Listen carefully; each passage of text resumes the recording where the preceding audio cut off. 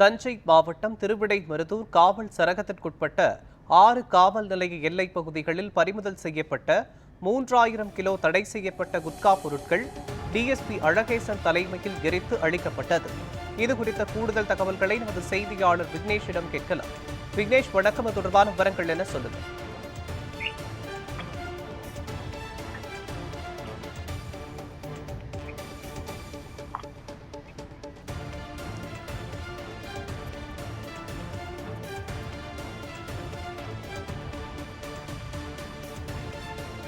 Okay.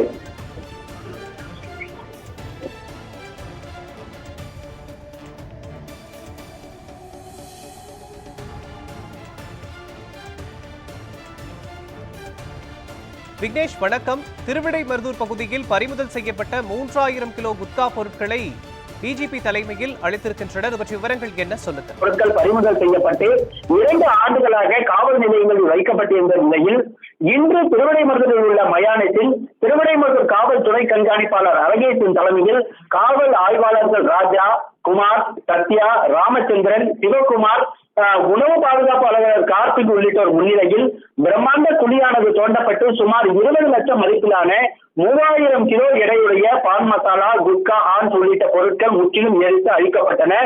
குறிப்பாக திருவிடைமருதூர் சரகத்திற்கு உட்பட்ட 6 காவல் நிலைய எல்லை பகுதிகளில் கடந்த 2 ஆண்டுகளாக தடை செய்யப்பட்ட பான் மசாலா பொருட்கள் பறிமுதல் செய்யப்பட்டிருந்த நிலையில் அதனை ஒரே நாளில் 6 காவல் நிலையத்துக்கு உட்பட்ட பகுதிகளில் பறிமுதல் செய்யப்பட்ட அந்த பான் மசாலா பொருட்கள் ஒரே நாளில் அளிக்கப்பட்டது குழி தோண்டி எரிக்கப்பட்ட சம்பவம் பரபரப்பையும் பொதுமக்களிடையே வரவேற்பையும் பெற்றுள்ளது.